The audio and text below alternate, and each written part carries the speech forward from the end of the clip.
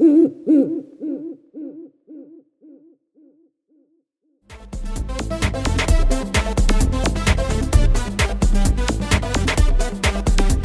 right, everyone. Welcome to another Hanguiando series with Pero Let Me Tell You. And this week, we have someone on the show that I've been wanting to have for a long time because I've been wanting to have this conversation for a while, but I've been wanting to have it with somebody who actually knows what they're talking about. And he's not just saying that because you're here. Right. He literally talks about you all the time. And actually, I do. You do. You do. He does. And so today, we have Bryan Gorrita, commercial real estate broker and content creator. Many of you probably already know him from Instagram. And he's in the studio today. And we are going to have a conversation about your favorite topic, real estate, especially real estate in Miami. So welcome to Pero Let Me Tell You. Thank you, gentlemen. I'm excited. This is going to be fun. All right, so how much can we get for this place? No, I'm kidding. No. Just put you on the A spot. lot. Actually, you know what? That is probably a really good starting point. So our studio is located in what is the Bird Road Arts District. And that's a place that not only is Cultura here, but there's a lot of actually art studios here. And Shojo's Dojo is here, which is one of our favorite spots. Unseen Creatures, Lincoln's Beard. There's a lot of happening in this area potentially. So tell us a little bit about this area. That's a good starting point. Man, so this area is unique, right? So you're close to the Palmetto, you're close to the Gables, you're literally in the heart of Miami. And there's actually a residential development that's going to happen in this little pocket here. So the thing is that the issue that Miami has, it's that all the available land has more or less been already developed, right? And all desirable pieces for sure have been developed. So the only thing that you can do now is redevelop these existing buildings that are older. And a lot of these developers are just buying up these areas. Like this pocket that we're in, even though you drive around, it's like a little bit, run down. It's very desirable, just where it's located. And I think you guys can get a lot of money for this. This is a very desirable community. And think about it. You have Tropical Park, which there's a lot of upgrades coming to that park as well, or that's planned. And it's interesting. But yeah, I'm very bullish on this specific area. I've been actually trying to find property in this area for my clients, and it's very difficult. Yeah, my dad keeps talking about like the Westchester corridor is this whole redevelopment plan that they're already begun really and continuing to do. Yeah, I mean, the thing is, COVID changed everything, and it accelerated the growth in the city. And a lot of people who've been coming here internationally been seeing how much of a gem Miami really is. And we would think that the growth would stop, but it's still happening. Yeah, although it's not happening as crazy as it was happening before, but there's still a lot of people that are coming down here and buying up real estate. Actually, that's one of the first things I wanted to ask you. How true or how exaggerated are the claims of like whatever amount of New Yorkers and Californians moving into South Florida every day, every week, every month? Because the way it sounds like sometimes is that, if this keeps up in 2 years, there's going to be more New Yorkers than Miamians here. How accurate is that? I mean, we know obviously many are moving down here, but how accurate is that in the rate of it? So, what's funny? Like you go on Instagram and you start seeing all these, the algorithms start sending me things like New Yorkers are leaving or they're staying or they're, it's so confusing. I think that the biggest, gauge is how much traffic do we have right now. So I remember Miami back before the pandemic, there was traffic, but now there's the density. Like it's brutal. Like just to get on US 1 takes me forever. If I have to go to meetings, I just park my car at a station and go all the way to Brickell and I ride the train. I use the train all the time. I refuse to drive because by the time I go to Brickell, I already spent an hour just to even get there. And that is the future of what we're seeing in Miami. So to answer your question, yeah, a lot of people are still moving here. And we have a lot of developments that are happening. You have the Miami, the soccer stadium. You have Citadel. The thing is, it's the type of people that are coming here are very high net worth individuals. You have people that are professionals. Miami is becoming the center of the financial world. It's already becoming there, and I think it's going to accelerate even more, especially with a lot of things that are happening within the state of Florida, like laws. For like non-competes. They're trying to make that more enforceable so then hedge funds can come down here and they can run a proper shop and they don't have to worry about their guys, switching on them. So there's a lot of changes happening that we have to be aware of that we may not think it's affecting, But these are things that other companies want and are paying attention to, and they're lobbying for this. That's really interesting because, again, the way that you hear it, it's sort of like we're being inundated by people up north, and again, that we know is happening, but I sometimes question the rate. Let me ask you this, because this is something that I've talked about this here on the show several times, and it's more sort of like a historical / sort of philosophical question. Miami is a place, especially South Florida, that was built on immigration. Different people from different parts of the world came here. They worked. They added to the fabric and culture of the city, and the city grew and grew and grew to what it became. And on the most part, Miami has always been open to that. But as somebody who's been here practically all my life, and I've seen a lot of these waves, this time it feels very different. It feels a little sinister. Like people are not coming here to contribute to the fabric of the city, but more so to change it. And it's usually people that are more affluent and with more power. How do you see that, and how true is that? So we're seeing a lot of changes happening in Miami. We're seeing that this whole city is starting to become retooled, right? There's a lot of trades that are starting to pop up now where they're trying to groom the younger generation into AI, to technology, so they can work in these industries that are going to come down here. Miami has always been more or less a transient city, right? If you go to Brickell, you go to the beach and those areas, it's very fluid. What we're seeing now is a lot of these multifamily developments are happening across Miami-Dade County, right? So when you have a community that's primarily based on renters, there's no real roots that are technically being established there, because those people are just there because, I have 3 months free rent, I'm here, or, they try to finesse the system, or they like that area and then they leave.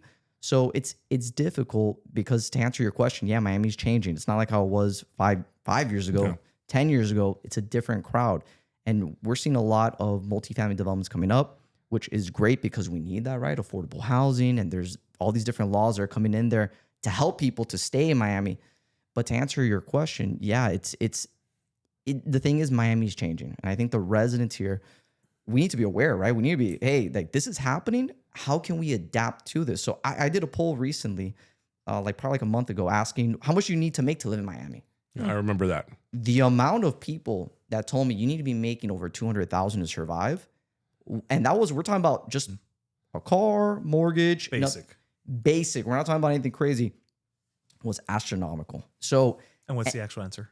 the actual answer was way over. I had people tell me 300. I've had a good amount tell me 500,000. So it depends where you live, right? Like, I don't know these people, Right. But a safe number. Like, if you're a younger person that's living in Miami, I agree with that. You do have to make at least 200,000 household, right? Your partner has to work. You have to work 100K, bring it together, to afford owning a home, having cars, and all that jazz. But for the older generation, they're kind of lucky because they're locked in. They've lived here for such a long time. They're insulated, right, in this growth.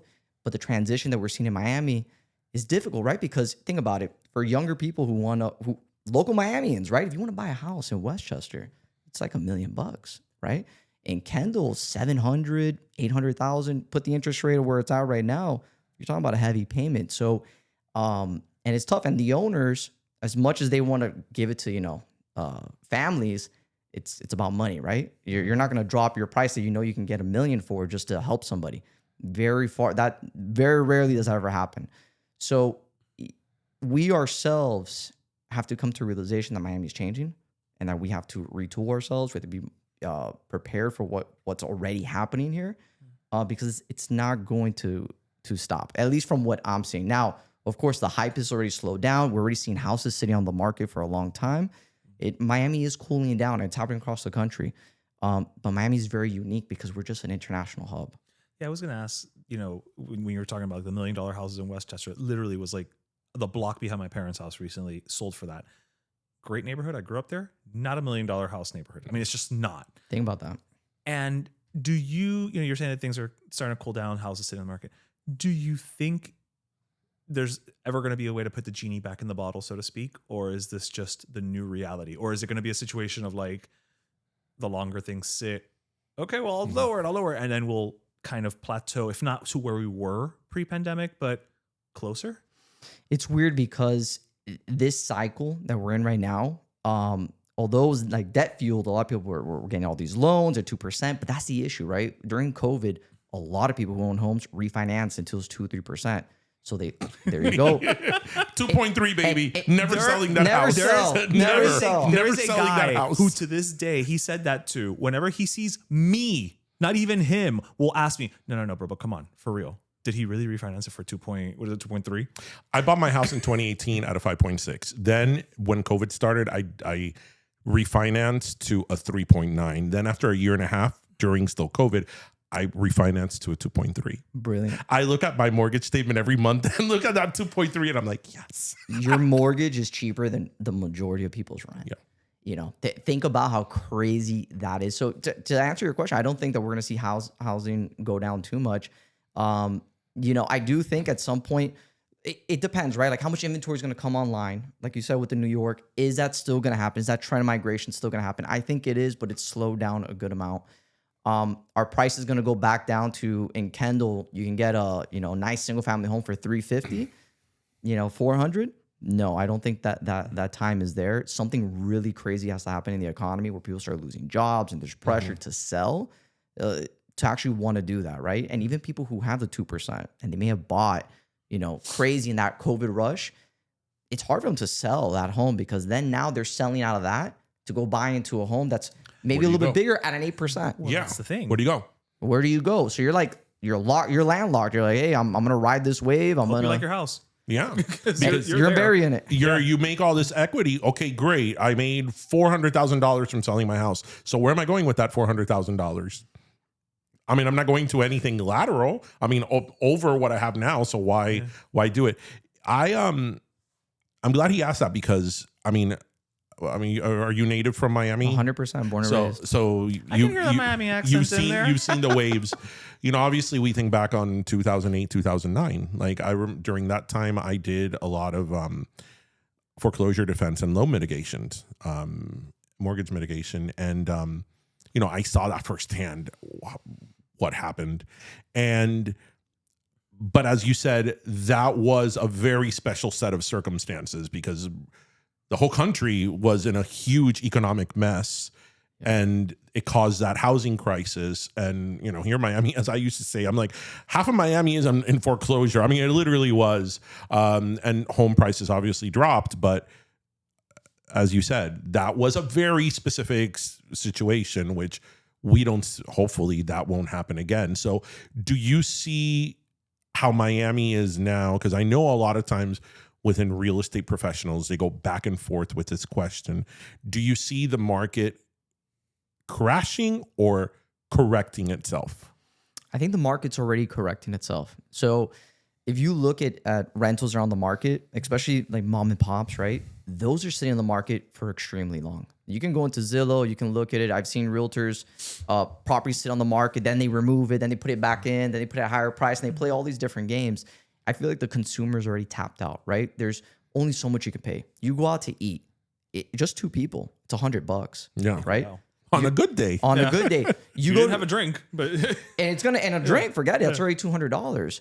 So, and you're getting already service charge of 20% already built into your meal. So the consumer in Miami is already feeling it. They're already pulling back. I ask anybody who's listening to this, go and entertain yourself on Zillow and see how long properties are just sitting and even rents. And this is the thing, right? Like going back to the 2%, there's owners that they have had their properties listed on the market for so long, but they don't really care. They want to keep it at that price because if they drop it, then it justifies the price for the rest of the market. And then it kind of like brings it down. So they're kind of like, you know, unless their arms get tied and they have to accept it, then yeah. But, you know, I think Miami's already entering into a correction.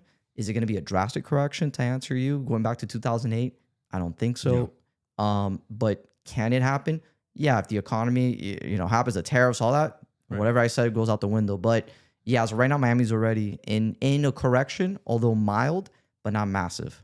You know what, though? Let's speak very Miami in here, as Miami natives. La gente son super descarada. Because, listen, a couple of years ago, I was helping somebody find somebody we knew in efficiency in Hialeah. Efficiency, Hialeah.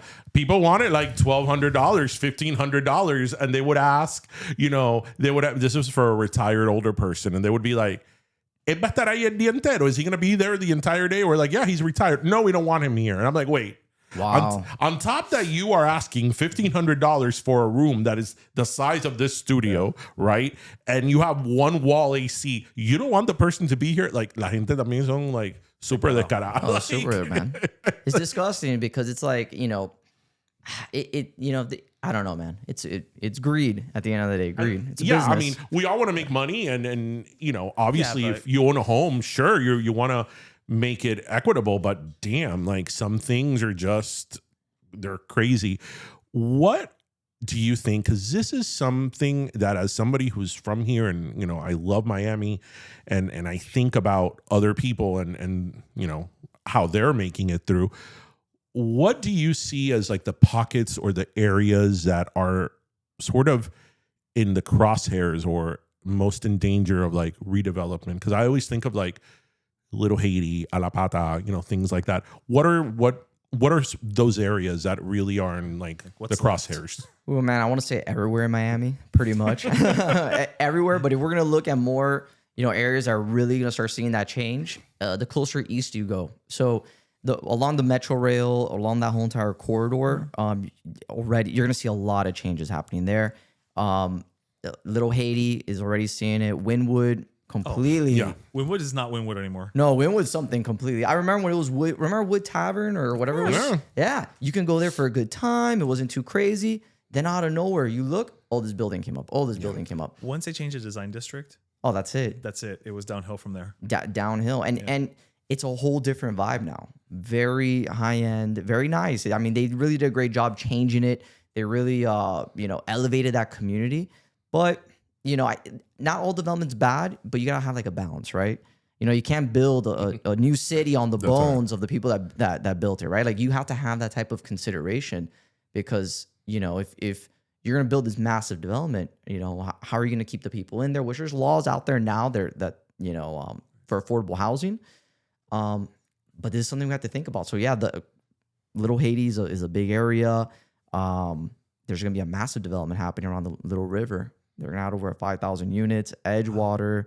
Kendall, there's nothing really much because Kendall's already developed. You have the urban development boundary line, which is like an imaginary line that we have that stops us developing further out west to hit the Everglades. Right. But you never know. Maybe one day they say, hey, let's push that line back or remove it completely.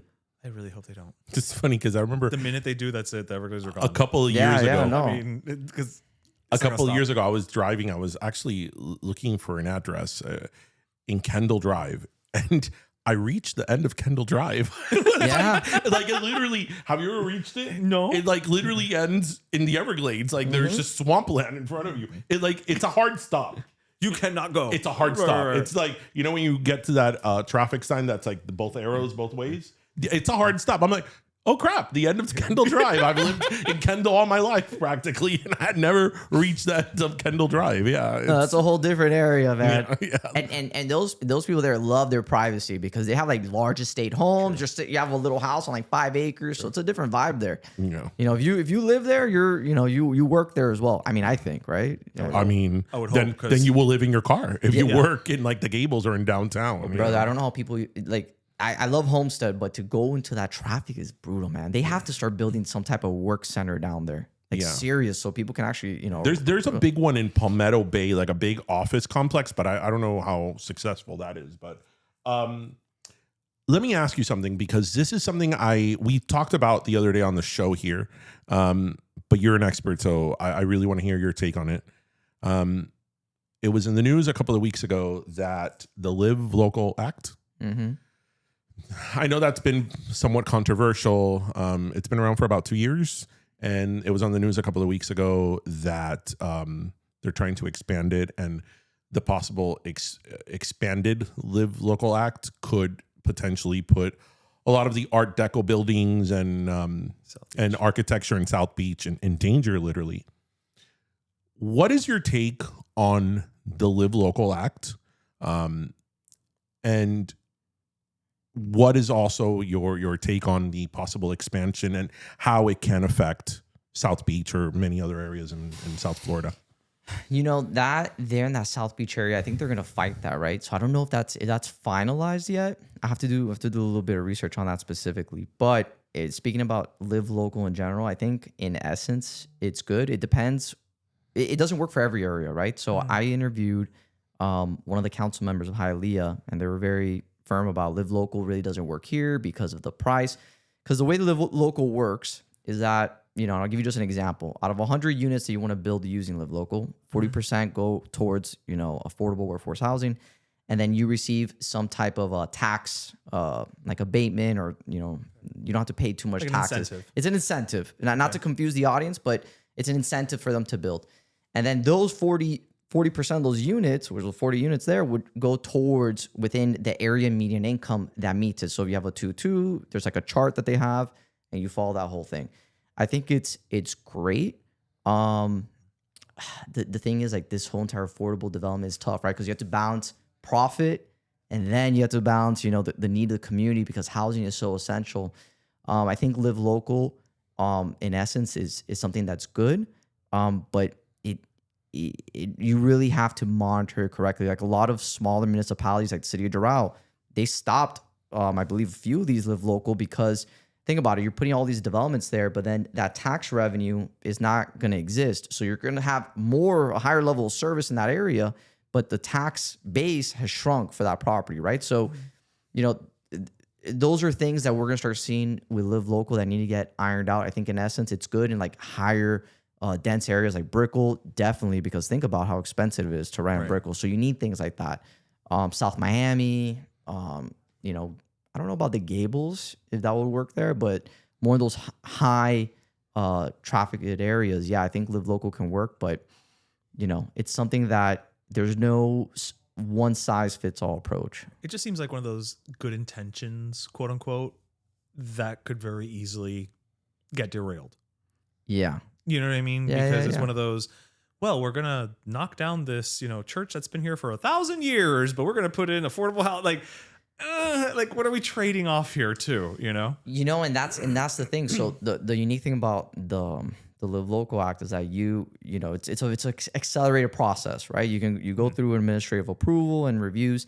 You know, I think honestly, yeah, it's difficult. It's very difficult. They're gonna have to work that out, because you're right. You know, they get a church, they knock it down. You know, these are all discussions that need to be happen, right? That little church at the corner of Brickell You live in Drive. fear of that going away. You know what little church I'm talking about? Yeah, in I think they're trying to knock it down. Or something, right? Every 5 or 6 years they try to knock it down, and I love that little church because it's such a beautiful juxtaposition with the big modern buildings. That little church, but you know, who cares about that, right? Let's just build. You said something a minute ago that I say that all the time. I'm like, Miami's going to grow. I'm not one of these people that's like anti-growth, because, you know, you have the people then it's like, no, you can't build anything. It's like, no, we have to build things, but there has to be a balance. There has to be a balance, because like that's how you get rid of, as you said, people are no longer can afford to live here. Because something I think about, and a lot of people think about, Miami is a huge service industry, you know, tourism and all that. Where are these people going to live? That's a great point. And that's why you have things like Live Local and these different acts that come into place that they're targeting that demographic of people. And even then, like, there's developments that are coming out now that they're dedicating portions of those units to government employees, to teachers, to firefighters, police officers, so they can have a place to live. It's something that we need to be thinking about. And it's difficult, right? Because there's no free lunch. So where's that money going to come from? Right. Is it going to come from the taxpayers? Is it going to come from this? You know, it's such a difficult balancing act. I think the market will correct itself, like with the rents. But we're going to have to see, because Miami's in this growth phase. It's honestly, I thought that Miami was going to be where it's at today. It would probably take 15, 20 years to get there. Now we're already here right now. Yeah. Now where do we go? Bryan, without, you know, getting too political, what is your take on the governor's sort of, I don't know if it's a proposal or mention about property taxes, of getting rid of property taxes? As a homeowner, I'm like, Like, sure, Yay, sign less- me up. less But then taxes. I also understand that it's like, okay, so where is this going to come from then, right? Because nothing is free. So we're not paying property tax, but what else are we going to pay? Or 'Cause what are we giving up? what are we giving up? So what is your take on that? Is that even feasible? Is that just talk? What do you think could actually happen with that? So I've been doing actually some research on this. Miami-Dade County, just to give you an example, I think that their budget, and don't quote me on this, you guys can do a little bit of research, but I think it's 30% comes from property taxes. And that pays for teachers, firefighters, a lot of things, essential services that we need here. If you remove that, where are you going to get the money from? It's going to have to probably be sales tax, right? So right now it's 7.5. They're going to have to bump that thing up, or I don't know what they're going to do. The issue that happens, it goes back to the pricing that we're talking about. This further justifies the price that we have in the market. So think about it. If you remove property taxes, your operating expenses of running that property disappear, right? Like it not disappear, but it reduces. You know, in your line item, you have property tax, mortgage, insurance, all that. Oh, property tax, I'm going to erase that, take that off. And then what happens? Now you have more disposable income. You're not too much in a pressure. You can afford your place. Let's say insurance goes up a little bit higher. You can pay for it. I think that if that were to get passed, it's honestly very interesting. In my opinion, I think that prices will go even higher because then now you're going to have, because now you're just justifying that. You're justifying that you're locking in that price because now if you have more disposable income, there's no reason why are you going to drop your price if you can afford it, right? So I think it would bring in more affluent people over here that will sell their primary residence if they live in New York and all these other states.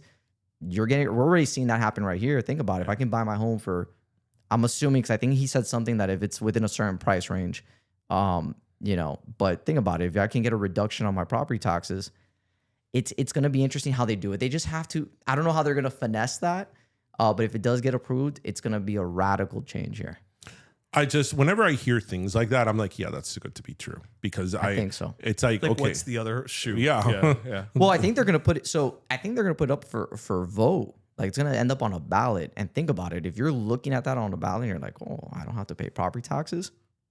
No, again, I mean, you're gonna vote that. We own property. I'm pro not having to pay big more. picture, people. Big picture. But what happens if you say no?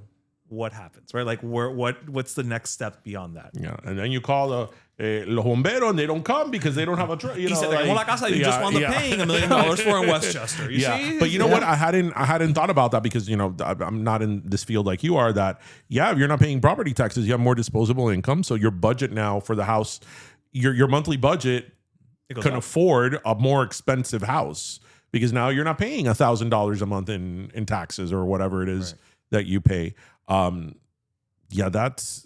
That's crazy. I mean, it sounds very sexy. Like, no property taxes, but it's like, okay, what does that really mean? Yeah, and I think honestly, people are just gonna vote for it. If you're a property owner, of course why wouldn't you? I think I would do the same thing. But the problem is, it's like, all right, like you said, what's gonna be the proposal for that budget shortfall? Because we're gonna feel it at the end of the day. Yeah. I know everyone wants to shrink government, and I'm all for it, right? You want to shrink government, but there's services that are there that are essential. Firefighters, police officers, what's going to happen? You're going to AI robot to come in there do it all? We're not there yet. No. Because I've seen Terminator 2. It doesn't end well. They're just going to take us over. Oh, that's a whole, that we're like right there. Didn't you see the robot that, I think it was in China? Was in China this week, the robot that like lashed out at the scientists or the technicians, they had to unplug it. You see, like that's stuff there. Why that we are have to we think courting this? Why are we creating this, people? We've all seen sci-fi movies. What is it? Skytech? Skynet. Yeah. Skynet. Yeah, Skynet. It never ends well for humanity. Yeah, Never. I don't know what we're gonna do. And what happens? People are gonna be laid off. This is weird. This is like the weirdest time. Yeah. In our history. Yeah. It's. I'm tired of living in unprecedented times. Yeah. Yeah. I'd like some precedented times, Yeah. please.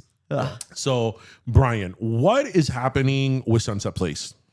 So Sunset Place is gonna get redeveloped. They already have plans for it. I think they're gonna have a designer. I believe Heatherwick Studios are very big in London. They're gonna do the whole entire redevelopment of it. They're gonna do like floors. Like it's gonna be like a walking staircase type of buildings. Where I believe the tallest building is gonna be facing US 1. It's gonna be nice. Like that mall's been dead. If you lived here and you drive down US 1, It's sad. it's sad. I think that's gonna really change. everything that's going on. And especially think about like all the malls in Miami-Dade County are going to get redeveloped. If they haven't announced it, that's all happening. Because the new business model is, all right, we need to have live, work, and play. We're going to have work. It's going to be right below, and then you're going to live, and then play will be in one of these other restaurants here. So Sunset Place, South Miami is a hot market. I think South Miami is It's a great location. Great location. You have the MetroRail, that's premium. And I think that area is going to blow up even more. I feel Sunset Place just died one day. I don't think it was like gradual. a slow death. It was just people stopped going one day to Sunset Place. And I actually was there a couple of weeks ago, and it's just really sad because I still think it's really nice. Like the architecture, it's very nice. What I always did find really interesting of Sunset Place, because I'm old enough to remember Bakery Center before Sunset Place. That doesn't age us at all. That it was always built very like enclosed. Mm-hmm. It's not open to. As open as it wasn't open. It wasn't. It's true. very enclosed. Because It's like an enclave. Right. And that area of South Miami has always been somewhat walkable. So yeah, I mean, it's sad to see it go. I read a lot about Sunset Place, and I've read that they're going to keep the parking garage, and it's like the parking garage has outlived like 3 developments there. That's wild. Well, parking is super expensive to build. So maybe, Really? yeah, it's expensive to build, especially if you do like podium on top of a building. So I can see that staying there. I honestly forgot. Yeah, that may be staying there because it's expensive to develop. If you're a developer, you'd rather have surface level parking. It's a lot cheaper, less cement, all that. So yeah, for development purposes, yeah. Well, that whole area there of US 1, that whole like sort of South Miami Coral Gables corridor, like high rises or mid rises, if you want to call them, are going up. Yeah. Like you don't go by there in a few months and it's like, look at this building here, like completely transforming that area, because that wasn't filled with mid rises 10 years US ago. One? No. Oh no. US 1 is guys in 5 years we're not even gonna recognize. Sunset Place is gonna take at least 7 years to build. That I'll tell you right now. That we can wait 7 years, see what happens there. But US 1, yeah, that's the thing, is that they want to build density along those corridors, because right now MetroRail ridership isn't there yet, and all that data gets tracked, sent to the federal government, and then these are ways of how we try to get federal funding so we can build more MetroRail or try to expand it, which I don't think they're going to do it because Metro's expensive. I'm in my 40s and I've been hearing about the expansion of MetroRail for almost as long as I've been alive. They should have done that 30 years ago. Yes. Yeah. You know, Bryan, don't take this the wrong way, but sometimes when I see you pop up on my feed, I'm like, brace for impact. Here he comes giving me some news I don't want. What are you, the harbinger of bad news all the time? No, because he spits out facts and he spits out things that it's like I remember a few months ago or whatever amount of time ago, you were talking about International Mall potentially being redeveloped. And that was a mall I grew up going, International Mall, not Dadeland, it was International Mall. And I'm such a like hardcore that I still go to International Mall to give it business. I wouldn't call it a dead mall, but it's definitely past its prime. I mean, we could agree on that. So any talk on that being redeveloped? You know, I don't know what's going to happen to that mall, but think about where it's located, right? Yeah. It's in a very prime spot. So I can imagine it at some point they are going to have that discussion because like you said, like, I think in my video, I think Simon Property was having issues with the loan or something going on. I don't know what specifically. You had missed the payment or something. They missed the payment or something. I'm sure that they're all coming together and saying, "Hey, look, what can we do here? You know, can we build something like Sunset Place over in this area? Even just making it smaller. Make it. It sits on a lot of land. It's a huge No. lot. I mean, the mall itself is just huge. Like, and you could build so much there. Commerce is not what it was before. So you could put this as a clip. That mall will get redeveloped at some point. I'll tell you that right now. Like your opinion on that, I agree with you. I think it's going to get redeveloped in the not so distant future if they haven't already had that discussion. It hurts because that was my mall as a kid, and it's funny because that mall has outlasted people, outlasted more than we thought. Because I remember when Dolphin Mall opened in like the early 2000s, I'm like, oh well, International can't compete with that. And here it is, 20 some years later. It's still, Dolphin's killing it, and without a movie theater. Dolphin has a movie theater. International doesn't. Oh no! Oh, That's what I'm really? saying. Without a movie theater, Yeah, no, it's and still it's here. lost a few anchors and all that, but somehow it's still there. What are any other big projects that are coming up in Miami that we should know about?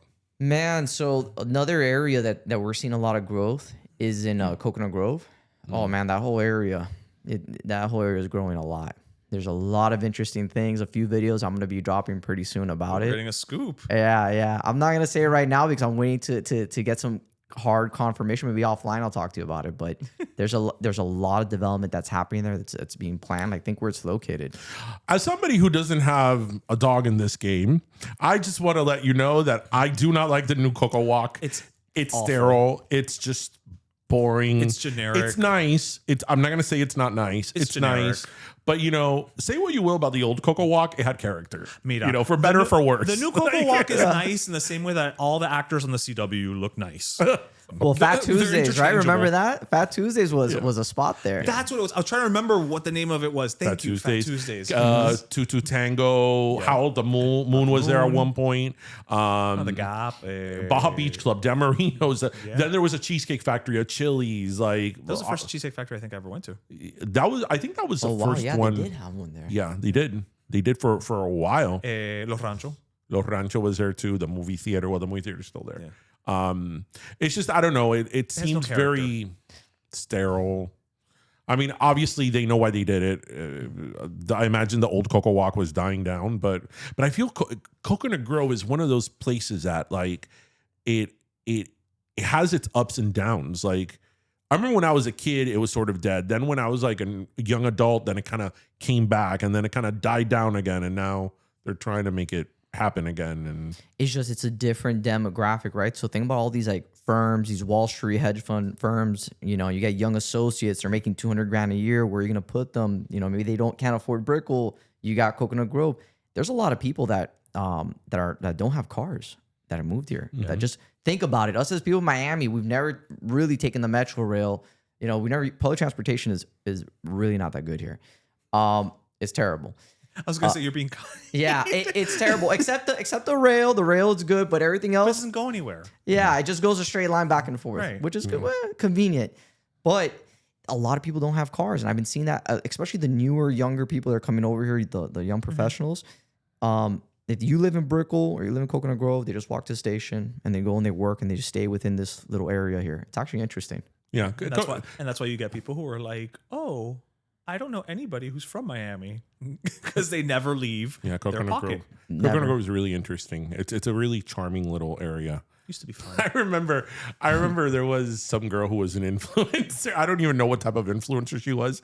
That I think it was last year. She got a lot of shit for that. That she was like putting up and coming neighborhoods in Miami, and I think one of them was Coconut Grove. And it's like Coconut Grove is like literally Miami's oldest neighborhood. Yeah. I mean, it's already been there. It came and went. Like yeah. So what do you think in terms of, as we wrap it up, what do you think? I mean, we've talked mostly about the future of Miami, but what do you think, without the hype, without the exaggeration, the next 10 years are going to be here like? So I think the next 10 years, we're going to see a lot more growth. I think, there's one thing that's interesting that we have to be watching, right? It's the space industry. And this is something that I've been doing a lot of research in. Like outer space? Like outer space. Okay. So Homestead Air Force Base, Reserve Base, right? They are classified as a spaceport. So what does that mean? When you become classified as a spaceport, you get all these different incentives from the state and federal to develop satellite manufacturing, artificial intelligence, technology. So Homestead recently got this designation, which basically, if you're a company like Boeing, Lockheed Martin, these SpaceX, Blue Origin, you want to come in and develop here, and they give you incentives to build. So Homestead, we're going to start seeing a lot of satellite manufacturing. We're going to start seeing a lot more technology happening there. Tamiami's also in a discussion as well to turn that into a spaceport. If that happens... Tamiami Park or airport? No, I'm sorry, Tamiami Airport. Okay, I was like, the park? No. You're gonna have to aterrizar for the fair. You're already killing me with International Mall. Just don't put in the dagger all the way with Tamiami Park. No. I you know what? Yes, Tamiami Airport. I'm sure if you people got here, got anxiety. If you would have made that a reel, I would have been like, there's Bryan again giving me bad news. Yeah, man. I feel bad. I feel bad that people feel that way. I look at the comments and people tell me, man, every time you pop up, I know something crazy just happened. I hate to tell you that, but you know what? I'd rather get it from you. Like, I'd rather hear it from you. That's straightforward. You're factual. You give it, you give it as it is. And then, sometimes it's good, sometimes it's bad. Man, I've had so many people tell me to get anxiety. They're like, I have to unfollow you, man, because you're stressing me out. And I don't want to stress people. It's just like, this is happening. This is what's going on in your community. You gotta know what's up, because if you don't, then how are you gonna make an informed decision in the future? Yeah. Let me ask you, because we're talking now about your content creation, right? What is it that motivated you? Because especially nowadays, I mean, there's so many, right? And obviously, you are considered an expert, a trusted source. What was it that motivated you to be like, you know what? I want to play in this space, or I this is something that I feel like needs my touch, right? Like, what was it that kind of gave you that spark? So my background, a lot of it is land brokering. So a lot of these different developments, I work with these different developers looking for land, doing these different deals, and a lot within that space. And every time I go on my social feed, you see different realtors talk about different things, but I didn't really see anything like too informative, too in depth. So I don't know. One day I was like, let me see, this could be a great tool to reach more people, to work, to network, whatever. So I started creating videos. It took some time. It took at least like 2 years to really figure it out. On the third year, I was like, look, let me just give it a little bit more love, start doing more videos, a little more deeper research than just like a talking head, right? Mm-hmm. And I would just start documenting and talking about what I was seeing on the field, what I was doing, projects I may have been involved in, stuff that I know that within the community we're talking about, maybe it's not public yet. And maybe it is public, but maybe people don't even know about it, right? Mm-hmm. Because a lot of the stuff I talk about, it's already in the public domain in some capacity. Sometimes you got to work a little harder to find it, but I just start creating the videos, and I was like, let me see if people care about this development happening in Kendall or whatever. Oh wow, people care about it. Okay, next one. You do. Boom. Oh, do you care about what's happening with this law that they're gonna pass? Boom. People started caring about it. I was like, okay, so this is interesting. So stuff that I would like to watch. I think that's the biggest thing, right? Like for me, I want to create content that I'm going to enjoy watching. Yeah, I don't want to. That's key, right? Like, why am I going to create something just to, to try to make money or try to do something to funnel you into this or buy a course and all that BS? I mean, at the end of the day, people can tell what's up, right? No, but we have our thoughts on those courses. That's the most Miami thing ever. 100%. So I mean, we have the internet, right? People can go and Google me and see, hey, what's up with Bryan? Is he legit? What does he do? And a lot of the deals that I do are off-market transactions. Like these are deals that, entities don't want to know that we're doing this because, it could, it brings a spotlight on their transactions or whatever. So, a lot of the stuff that I do and that I'm creating, I hope that people enjoy it, they find value from it, and that they, they know a little bit more. They come out more informed, like Live Local. I've had people come up to me and talk about Live Local that, what was it, at the AT&T store? I went to AT&T to do my, and the guy straight up asked me, hey, like I saw one of your videos about Live Local, like what is that? Like explain it more. And I'm like, oh wow. I'm like, okay, like this is cool. Like the average, I try to make it simple so the average person who may not understand what this is can get involved, because I think that's the biggest thing missing in our society, right? People are not getting involved or active within what's happening. 100%. And I think, and I told you when you and I spoke a few weeks ago to get you on the show, I had been trying to reach out to you for some time. I had messaged you, but I know it gets lost in the DMs and all that, because I had been wanting to have you on the show for a long time, because especially with real estate, I mean, it's not to put anybody down, but it is the truth of the matter. I feel that real estate is, especially with social media, a lot of people use it as like a vanity project. Right. And especially in this day and age that there's just so much information, so much being thrown at you, and Miami is changing so quickly, and you do need to know what's going on if you live here. What I've always liked about your content, yes, it does give me anxiety, but I always like about your content is that, as I said, this is what it is. This is what it is. You give information on it. And I can't tell you how many times I've heard you talk about something and then I go and research it. And I go like, something you posted made me want to go out and then look this up and read about it, so I'm better informed. And, fortunately or unfortunately, depending on the way that you see it, you need people like you to be giving this type of service. I mean, I don't know, as you said, when you first started your Instagram, if you were even thinking that you were providing a service, but you very much are, because people are confused. Like people that are like legit, like Miami OG people that live here, that love Miami, you know, we're concerned because with any change, there comes a certain amount of anxiety and concern. And it's good to have somebody like you just very like factually say, hey, this is what's going on. And, you know, these are the changes that may come. And this is the area that may be affected. Here you go. Right. Because I see people online in real estate that I'm like, oh my God, like if I have to see one more shot of your Lamborghini the day that you made a closing, like I'm going to puke.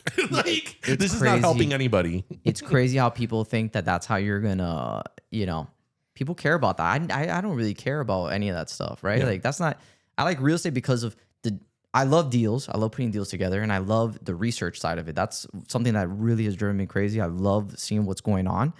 And yeah, man, people need to know what's going on because think about it, you know, and I get a lot of hate from people like, oh, you know, you're promoting these developments, you're doing this.